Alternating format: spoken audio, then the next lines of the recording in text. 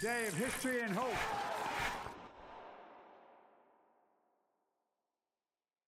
Assalamu alaikum warahmatullah. Welcome to Open Forum from MTA International USA Studios, a space where ideas meet dialogue and questions of today shape the answers of tomorrow.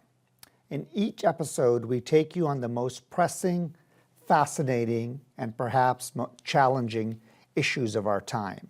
And our aim is to take complex ideas, distill them down to be able to have a conversation and to be able to learn from all our guests here. So let's begin. Today we're going to talk about artificial intelligence. Is it just powering futuristic inventions, or can I use this in my home? We keep hearing about how AI, artificial intelligence, is going to take jobs, is going to make tasks easier. I'm going to be able to write quicker letters, generate marketing ideas, do my business plan, do my household chores. There's a lot of promise here today. And with me in the studio, I have Shahzad Sahib. Welcome and Jazakallah for joining us. Jazakallah. Shahzad Sahib is a 30-year practitioner in computer science, data, and AI. He's an AI strategist for a leading consulting company. He's pursuing a doctorate of engineering in AI and machine learning from George Washington University. Before we go into our topic with Shahzad Sahib, we're going to take an in-depth look for an overview on this topic now. What if you learned that AI is already around us? AI decides what shows up on your social media feed, what route Google Maps suggests, which emails go to spam, what songs Spotify recommends, how your phone understands your voice. AI learns by watching what we do. If you like cooking videos, nice, more cooking. If you enjoy sports clips, more highlights. If your feed is filled with cats, congrats, you have more cat videos. There are two main types: narrow AI, good at one thing, like translating text or detecting faces. General AI can learn and think across many things like humans. That's the one scientists are still working towards. But there are risks. Algorithms can shape what we believe. Recommendation systems can create echo chambers. And privacy matters. Your data fuels all of this. Islam teaches being aware and intentional, not just accepting things at face value. So understanding AI is really about understanding ourselves. So now let's discuss. Are we really controlling AI, or is it controlling us? Jazakallah for that brief and concise explanation. Now let's just dive a little deeper. AI seems to be a very complicated space, and it's making life a lot easier for a lot of people. What is artificial intelligence? So at its core, artificial intelligence is a concept that we can have machine learn and act as a human. And the things that human beings do, machines would be able to do that. That's fascinating. So are there different types of the AI? Yeah, so AI has been there for some time, but what has changed is with the computation power of today and the amount of data today, we have ability to train machines much better. Because we're able to process a lot Yes. more data and find correlation. Yes, and you can classify AI in two different ways. One of the way is just from a perspective of AI as a general space is a concept that we want to have machines learn. Within that, there is something called machine learning. Machine learning is that rather than having a function created or program instruction given to a machine can learn from the data and do it themselves. That's fascinating. Yeah, so let me just switch to why does this matter in my life? It matters to my life, or it matters to everybody's life who is listening over here, is because the AI has been or is impacting everyday life in a much broader way than it used to be. From, Like what? From as simple as what I'm going to order next, what I'm going to watch on the TV next, to as complex as I am going to create a business proposal, and can AI help me create business proposal? The whole proposal. The Which whole will take proposal. me months to do. Yeah, and for people trying to think things through. Right. The exciting side of AI is actually there are things that it is trying to do as things like autonomous vehicle. Sure. That is coming from AI, or precise farming. Those are some of the things that are coming from AI. Farming. So I mean, there's food scarcity around the world. Can AI help resolve that? So AI can help resolve things like it can look at the soil, and it can help you figure out how much hydration can the soil would need. So imagine the places where water is in scarcity, and over there they just do things by practice of okay, they would hydrate the soil as they used to do it.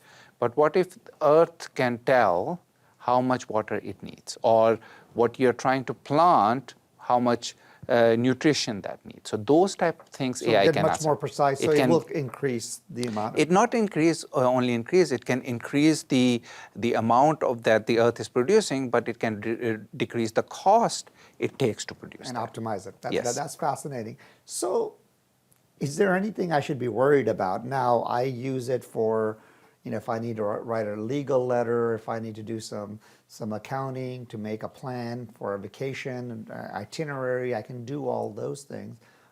What do I need to worry about? So there are a couple of things that you need to worry about with AI. One of them is that AI, especially the examples that you gave, is in what we call generative AI, in which basically AI is trying to generate things. So generative AI just means it's generating results for me. It's basically creating a long form result. So as an example, if you are trying to write an email, you can just say, give an instruction. I want to write an email to my my boss that I am not going to be available because of sickness, or I have got some flu. It can create a long form result as a generation of text. Where the challenge comes is that for precise things, which you are trying to say, or as an example, you are trying to ask some kind of a medical question, or you are going to ask some form of a question where it doesn't know the answer. Today's available software that we have, like ChatGPT, Gemini, they rarely say, I don't know the answer. It would hallucinate. It would try to give an answer. I don't understand what this word hallucinate means. It just makes up an answer? It makes up an answer. How could that happen?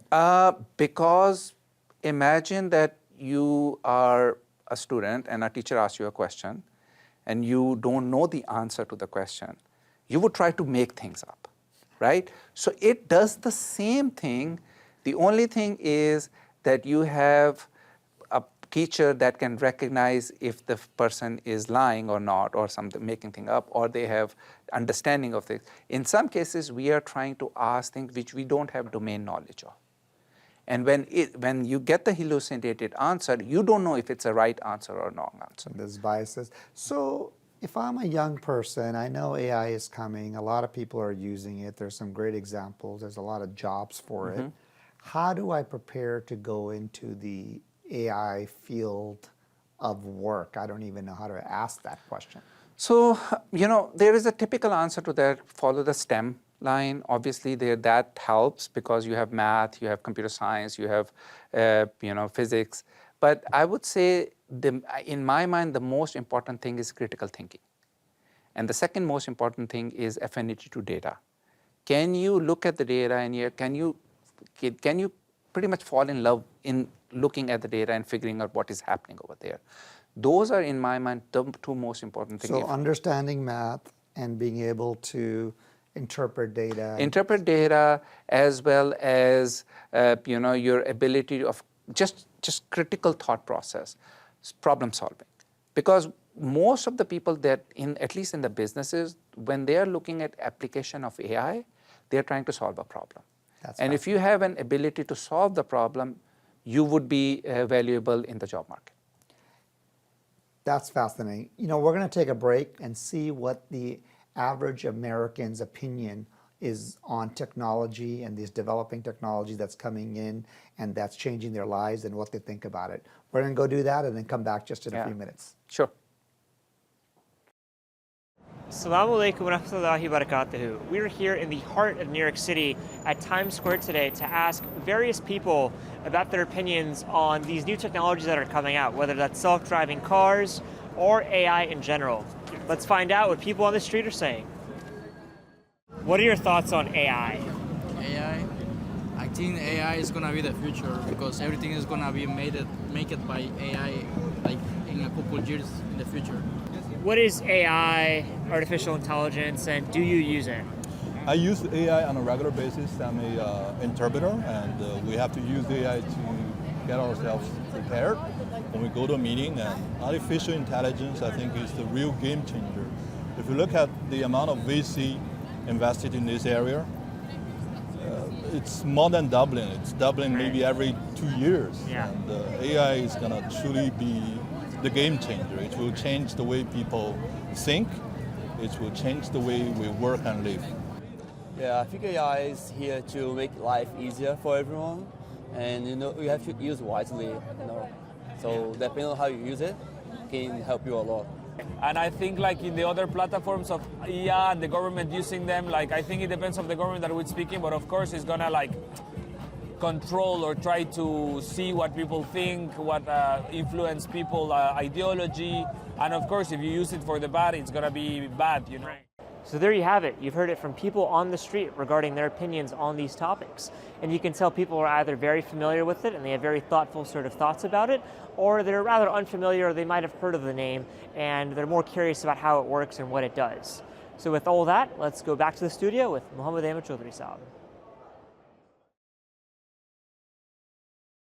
Welcome back. I mean, there's a lot of opinions out there, and these are average Americans. You know, we were trying to be very open about it, and let's get really deep here.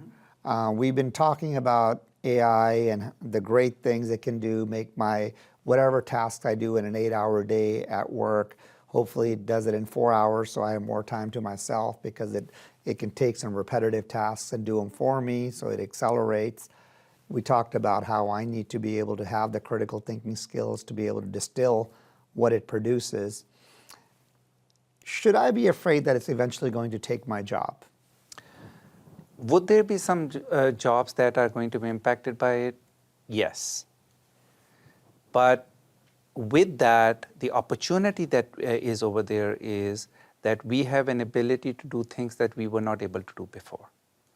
You know, we talked about farming, earlier. There is, so much poverty in the world, and if, with AI, we can solve the world hunger problem, not just by farming, but also by reallocating some of the overproduced things that are available and then making it available in the places where it doesn't exist.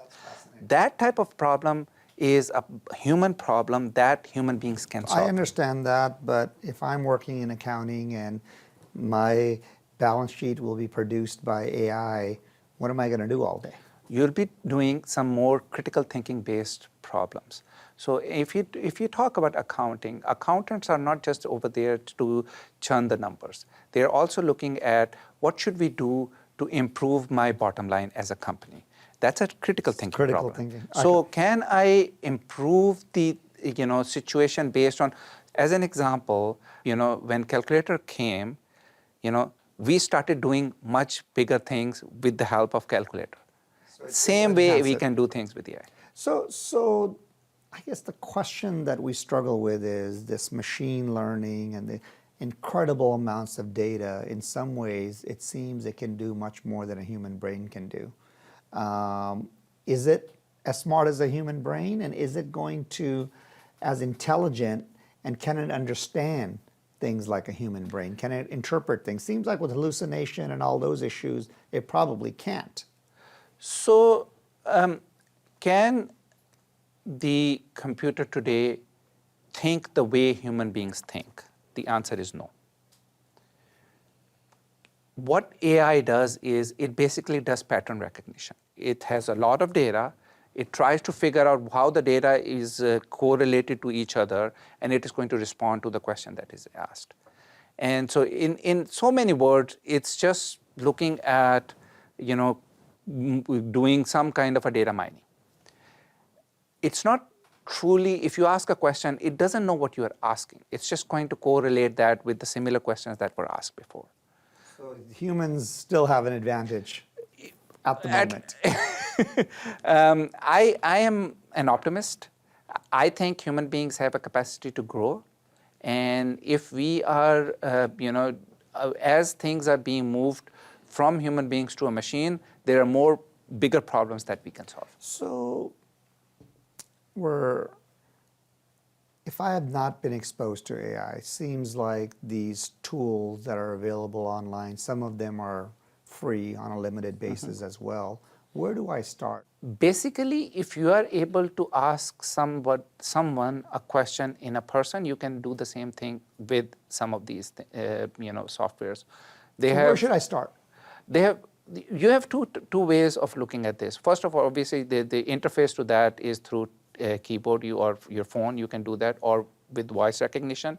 But you can interact with it, asking simple question. It would start responding to that. If you're trying to say, okay, I have these 4 things in my fridge, what should I cook today? Interesting. Right? So it would, based on whatever you have in the fridge, it would try to give you a good menu, or good recipe, rather. So, things like that, or, I'm going to a new town, and I want to make a 2-day, 3-day itinerary for that. Where do I go? My preference is, I like old places and things like that. So it would, based on your preference, it would give you the full itinerary. Things like that you in the past were, trying to figure out by searching. It optimizes, you have an ability to do it. That's great. What I'm hearing is there's a lot of promise. There's a lot of good that it can do. It's not going to replace everything, but I should be aware of it. And also, everybody needs to know that how we can grow as a human being, how we can keep learning. That's amazing. Thank you for your time. And this has been a fascinating conversation on how we will use AI in our lives, whether it's building our dinner from the contents of a refrigerator, to solving world hunger, to addressing some simpler problems in our lives, like how do we vacation better. But there's a lot to do and a lot to be careful about, because it does hallucinate. It's not replacing humans, but we should be aware of it. This brings us to the end of today's open forum. Our goal is not just to provide answers, but to spark questions, and we're hoping you follow this discussion. Thank you for joining us. Until next time, Assalamu alaikum.